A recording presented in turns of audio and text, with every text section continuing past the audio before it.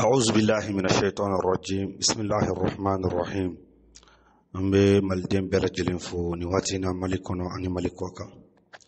أنا دينغنا وقالما كيبي نقوم في نواتينا نوي مودي بوجالوي وأمبي بلندي لا نوي لدي ديسمبر كالو كلي فلايني 2024 لا سامبا فلا أني مغا أني ناني وكونا لا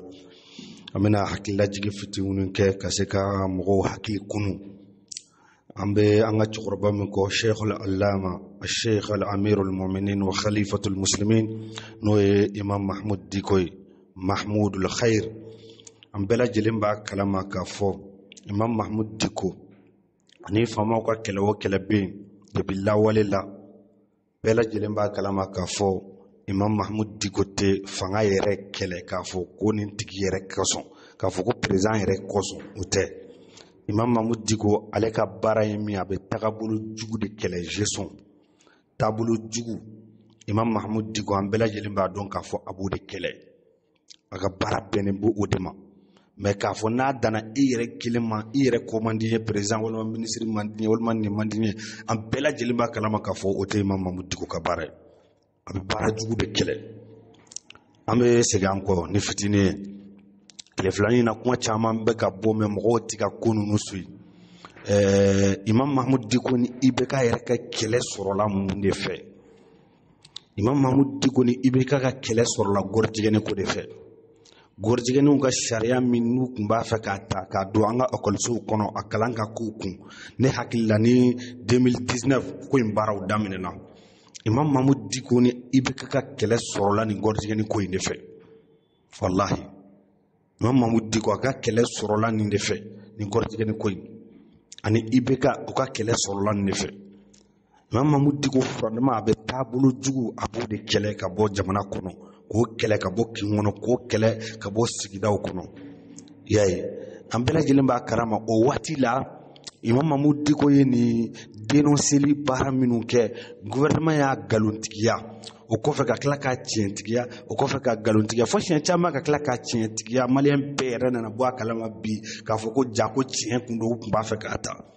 ala nga juge anga procureur régional minumbe sa ministre de la justice minumbe ya bara do buluda ni wati laba non kono kuba fe ka kele ka bu pepe parce que una kune kunye fenye na tu siraka erisi malila no anga sous région ton be basuraka unyeshin akubarauma yaye o koso Imam Mahmoud Diko ay interview ay jama woli bake bela jile mbora kalama 26 mars la ana ay kutu bake ni koika misiri re kono no e mimbare ay interview bele bawke awati ka seka mo hakli kunu ka jamana duna bwa kalama ka fanga fama o ba fa ka minke au juste yaye TV5 yere ay reportage bakaka Imam Mahmoud Diko kanen kuringa o la temenen ko fe ambura novembre kalomina encore yanino anga krefa jamana mimbe na be fama ko Niger ministre de la éducation ay sharia do ta ka ballike nen koina ni kuma ni de bina Imam Mahmoud Diko ka kuma ka tientiya ka fo ko ja ay kelemnu ke ja tiere wuli la tumbe quoi atumbe ministre de la éducation no Niger ministre ay sharia uta ba ci hukun nan nayi fana ku ba do yen no pour ka damine na ministre de l'éducation bolé akalama ay sharia uta kasika kuinyangi ka pu pep ko ata fa ka Niger du ko lo rekan ata fa ka kere de pep yaye alhamdulillah Imam Mahmoud Diko TV5 minka aka fenka ani Niger mo fene ka reportage ka ministre de la éducation ye kuma min fo nous journaliste ye reportage ka kan anga je anga video flala je Imam Mahmoud Diko ta TV5 minke ani Niger mo ta anga janga lame o ko fa musiki kana. Le Niger retire l'éducation sexuelle des programmes scolaires, on t'explique. Le 27 novembre, la ministre de l'Éducation du Niger, Elisabeth Chérif, a ordonné l'arrêt immédiat des cours d'éducation sexuelle des programmes scolaires. Selon elle, ces thématiques portent atteinte aux valeurs du Niger, un pays majoritairement musulman. D'après l'AFP, d'autres sujets sont visés, parmi eux les infections sexuellement transmissibles, le cycle menstruel, l'anatomie, l'espacement des naissances et la reproduction. Elisabeth Chérif souhaite les remplacer par des cours plus adaptés. En attendant un réaménagement des programmes par le gouvernement, tous les cours sur ces sujets sont suspendus. En février dernier, le gouvernement avait déjà supprimé une application de sensibilisation à la santé sexuelle et reproductive lancée par une ONG locale. Voilà, ambalmo. aw bɛɛ lajɛlen bɔra ka ni TV5 ka reportage aw y'o ye Niger mɔgɔw fana sariya min ta ko ministre de l'éducation aw y'o fana mɛn voilà bon o de y'a to cɛkɔrɔba in anw ma tugu a kɔ gansan wallahi Imam Mahmud Dicko a ye kɛlɛ daminɛ ɲinan y'a san 30 fo ka taa se san 40 de ma a ka hakilila ma deli ka changer a ka miirina ma changer a bɛ kɛlɛ min na a ma jɛngɛ ka bɔ a kan mɔgɔ min bɛ yen k'a fɔ ko o ye kɛlɛ kelen min daminɛ n'o ye diinɛ ko ani jamana ko tiɲɛ kan ka san 10 san 20 san 30 fo san 40 kumakan kelen de b'a da hali a ma yɔgɔyɔgɔ min y'a kabakoma yɔrɔ ye maa minnu tun bɛ Dicko nɔfɛ o waati san 30 san 40 kɔnɔ u tugura kɔ waati caman na ni kɛlɛ ninnu na laban na olu mɔgɔ kelenw de tilala ka n'a fɔ ko non k'a tɛ tiɲɛ kan ko parce que ko politique ko don ala maliyɛnw an ka ko ninnu lajɛ ni diɲɛma jɔlen ye an ɲinɛ ka di de quoi an bɛ ɲinɛ de histoire kɔ kojugu an bɛ ɲinɛ de quoi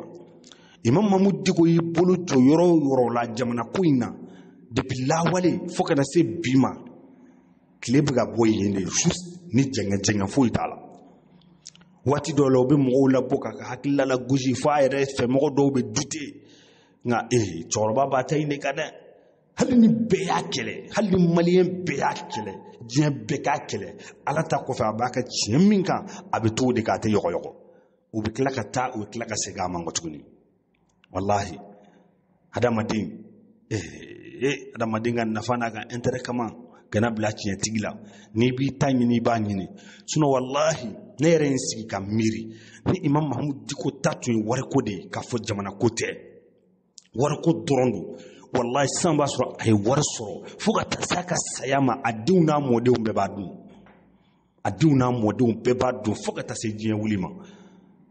parce que ni président in bɛɛ tun bɛ wariba de d'a ma k'a labila ka wari labila a ye